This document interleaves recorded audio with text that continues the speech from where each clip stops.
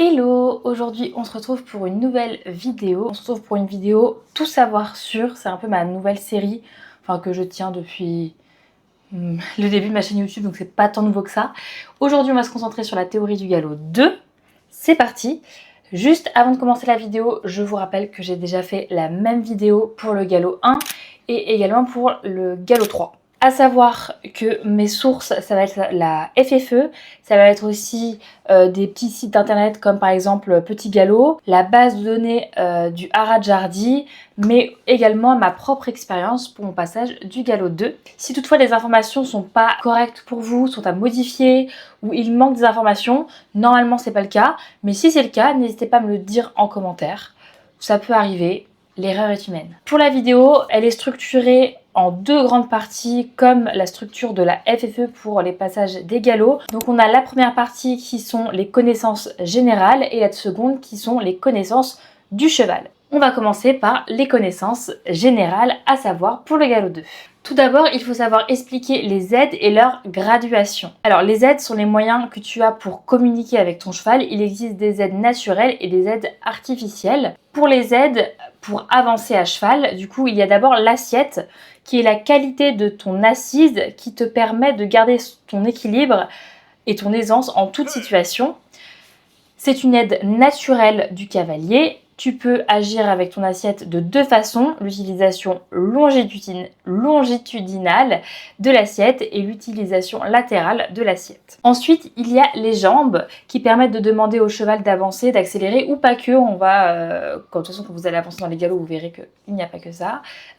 Voilà, c'est aussi une aide naturelle du cavalier. Ensuite, il y a la voix qui va accompagner les autres aides. Lors du travail à pied, tu vas mettre en place par exemple des codes, des mots avec ton cheval pour avancer, s'arrêter et également à cheval. Et pour finir, les aides à savoir pour le galop 2, nous avons la cravache qui sert à renforcer l'action des jambes du cavalier si le cheval n'y répond pas. Tu dois utiliser ta cravache juste après que ton cheval n'a pas répondu à tes jambes pour qu'il comprenne mieux ta demande.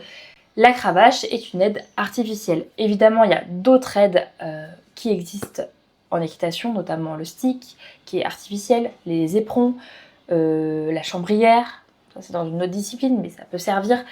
Il y a d'autres aides, mais ça, c'est pas pour le galop 2. Ensuite, il faut savoir nommer les parties du filet et de la selle. Pour cela, je vais mettre un schéma sur l'écran. Vous pourrez comme ça suivre en même temps que moi. Donc, il faut savoir d'abord les parties du filet.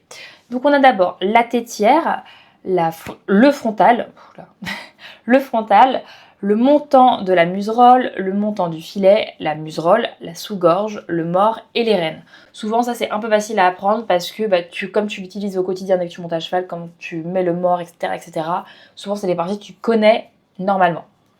Et ensuite, la selle, les parties à connaître pour le galop 2 sont le pommeau, le siège, le troussequin, la matelassure, le petit quartier, le grand quartier, l'étrivière et l'étrier.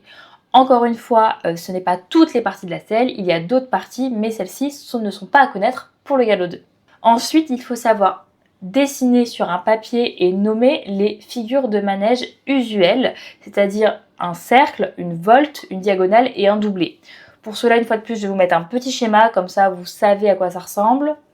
C'est pas très complexe et il me semble qu'on doit l'apprendre au galop 1, donc c'est des bases. Il faut savoir citer les règles de circulation à mettre en pratique dans un manège ou dans une carrière. Alors c'est assez simple, les règles varient suivant que vous êtes en concours ou si vous êtes dans un club, mais en règle générale, c'est la règle suivante. La priorité est au cavalier à main gauche, quelle que soit l'allure. Ça, c'est la source qu'il y a dans la FFE, dans les bases de données de la FFE, mais ça peut varier en fonction par exemple du coach que vous avez, en fonction de la compétition, en fonction des règles de la compétition, etc., etc. Pour le galop 2, il faut savoir reconnaître et nommer la brosse douce, l'étrille, le bouchon et le cure-pied. Une fois de plus, quelques petites photos pour illustrer ce que c'est, mais normalement vous les avez déjà utilisées. Il faut également savoir caractériser les différents types de logements des chevaux, que ce soit pré, paddock, stabulation, box et stall. On va y venir. Donc, il existe deux grandes catégories de logement, d'hébergement, pas de logement, d'hébergement du cheval, les hébergements extérieurs et les hébergements couverts. Alors, il y a d'abord les hébergements extérieurs du cheval qui permettent au cheval de vivre en plein air, au plus proche de ses besoins naturels. Donc nous avons le pré et le paddock. Donc le pré est un grand espace vert clôturé où le cheval vit en extérieur. Et le paddock est un petit enclos extérieur, en sachant qu'il y a plusieurs types de paddock, à herbe, à sable, etc., etc. Mais là, on ne rentre pas dans les détails. Également, il y a les hébergements couverts, donc le box, la stalle, la stabulation libre, et puis c'est tout. Donc le box, c'est l'hébergement le plus courant dans les centres équestres, c'est un espace individuel fermé d'environ 9 à 12 mètres carrés. C'est presque mon appartement. Bon, bref. La stalle, c'est un espace individuel plus étroit que le box. Le cheval y est attaché, tête face au mur. Ça, normalement, la stalle, c'est un hébergement qui se fait de plus en plus rare et qui est très discutable niveau bien-être animal. Parce que, on devine que le cheval, comme il est attaché, il ne peut pas bouger. Bon, voilà. Et ensuite, il y a la stabulation libre. Donc, c'est un grand espace couvert où plusieurs chevaux vivent ensemble. C'est une sorte de grand box collectif. Quelques informations bonnes à savoir, mais pas à savoir pour le galop 2, mais je les ajoute quand même comme ça. C'est pas mal pour la culture. Donc, il y a des nouveaux hébergements. Il y a le Paddock Paradise, un pré aménagé pour encourager les déplacements du cheval.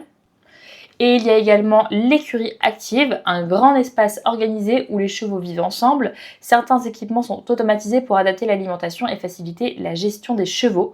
On y trouve des zones de repos, de jeu, des espaces de circulation et des sols variés.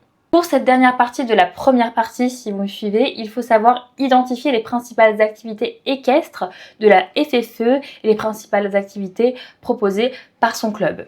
Donc, je vais les citer, je n'ai pas besoin de les décrire. Si vous voulez plus de descriptions, si vous ne comprenez pas trop une activité ou vous voulez avoir plus d'informations, n'hésitez pas à aller directement sur internet parce que normalement, c'est assez commun. Ça va pas être une découverte. Donc il y a d'abord les séances hebdomadaires, souvent les séances auxquelles vous êtes inscrite à l'année, les stages, donc les stages d'été, les stages où vous allez passer vos galops pendant les vacances, les balades, promenades, randonnées à cheval, donc ça peut être aussi pendant un cours, mais ça peut être pendant 2 heures, 3 heures, notamment par exemple les randonnées à la plage. Les animations, donc les animations ça peut être des jeux le dimanche souvent, et les compétitions qui peuvent être organisées également par ton club, également le dimanche. Je dis dimanche, mais c'est pas forcément le dimanche, mais juste, c'est souvent le dimanche.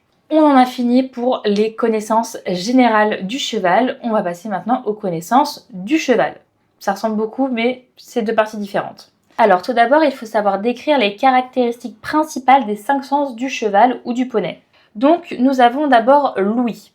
L'un des sens les plus développés du cheval, grâce à ses oreilles très mobiles, il peut capter et localiser un bruit avec précision. Elle s'oriente dans toutes les directions pour analyser ce qui l'entoure. Ensuite, on a l'odorat. Il est très développé, il sert à reconnaître les autres chevaux, identifier les humains et choisir sa nourriture. Alors le flémen, je ne sais pas comment le prononcer, flémen, ça fait pas partie des 5 sens, mais c'est...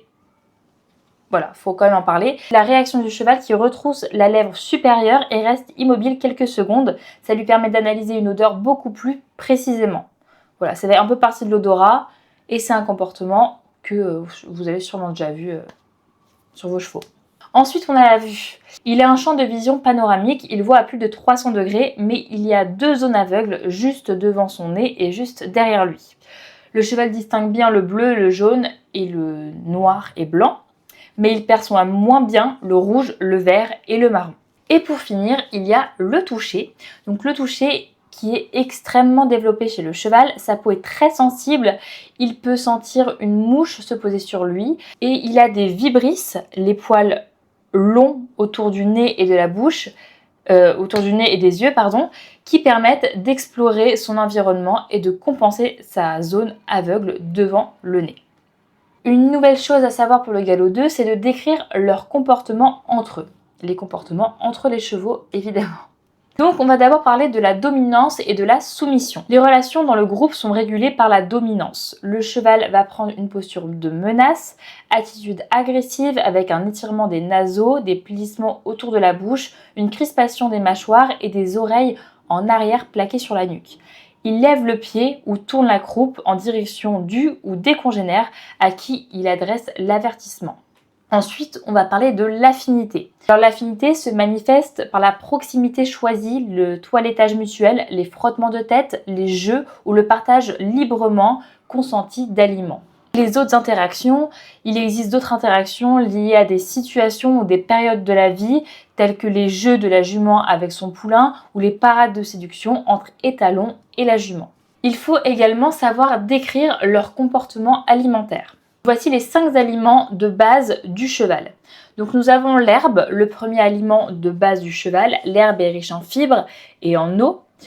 Nous avons également le foin, l'herbe coupée et séchée. Le foin est riche en fibres qui sont nécessaires aux chevaux comme l'herbe. La paille, la tige sèche des céréales récoltées à maturité comme le blé ou l'avoine. La paille contient des fibres. Elle est utilisée comme litière mais aussi comme aliment pour chevaux. C'est mieux. Les céréales les plus couramment données aux chevaux sont l'avoine et l'orge, souvent écrasées. Le maïs est utile en complément alimentaire pour la remise en état d'un cheval maigre par exemple. Les céréales ont de très bonnes vertus nutritives pour le cheval. Et pour finir, les granulés et floconnés, des aliments complets, concentrés et compressés sous forme de petits cylindres.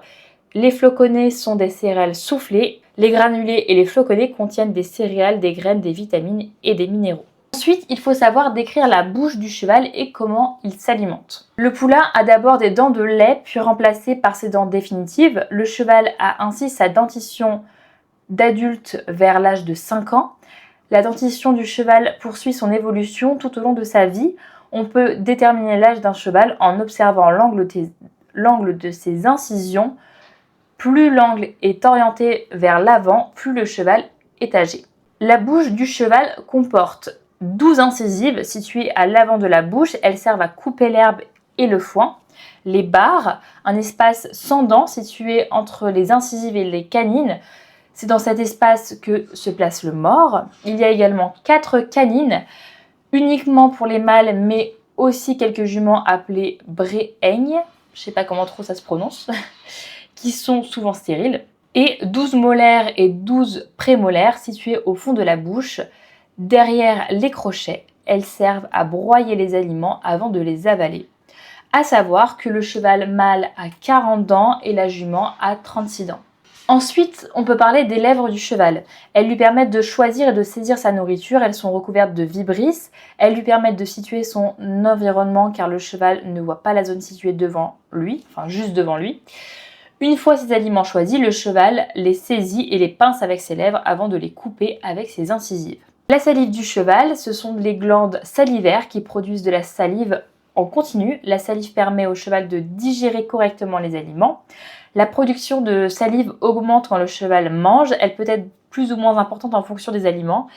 À savoir que le cheval a donc besoin de boire régulièrement pour produire de la salive. Pour boire, le cheval pince ses lèvres et aspire l'eau.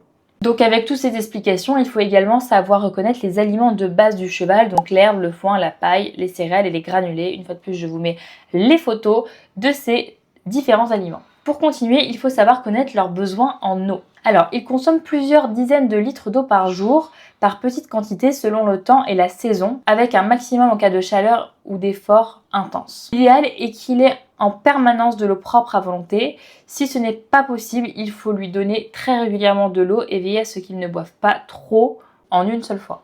Ensuite, il faut savoir nommer et reconnaître 3 races de chevaux ou de poneys présents dans son club. Donc là, je vais en citer quelques-uns. Ça va être les races qui vont être les plus communes.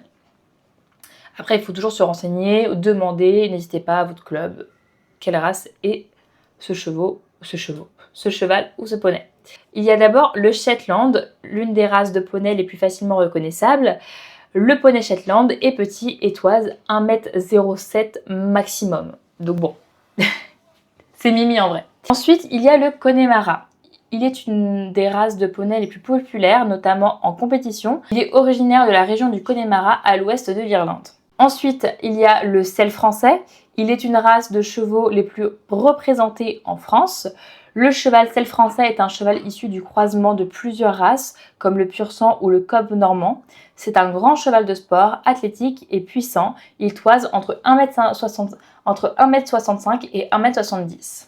Et pour finir, on peut parler du pur sang arabe. Il est un petit cheval originaire du Moyen-Orient. Il est reconnaissable à sa petite tête au profil concave, en creux, et sa petite taille, entre 1m50 en moyenne. Ensuite, il faut savoir nommer et reconnaître les autres robes, c'est-à-dire le blanc, le gris, le crème et le chocolat. On va d'abord parler du blanc. Donc le blanc a les poils blancs, les crins blancs, la peau rose et les yeux foncés. Alors la peau rose, souvent, on la voit quand on le brosse et qu'on regarde sa peau, quoi, ou même au niveau des naseaux. Surtout au niveau des naseaux, c'est le plus simple à reconnaître. Ensuite, le gris a les poils blancs et noirs, crins blancs ou noirs, les yeux foncés et la peau foncée. Ensuite, le crème. Le crème a les poils crème, les crins crème, la peau rose et les yeux clairs. Pour finir, le chocolat a les poils chocolat, les crins chocolat, la peau noire et les yeux foncés.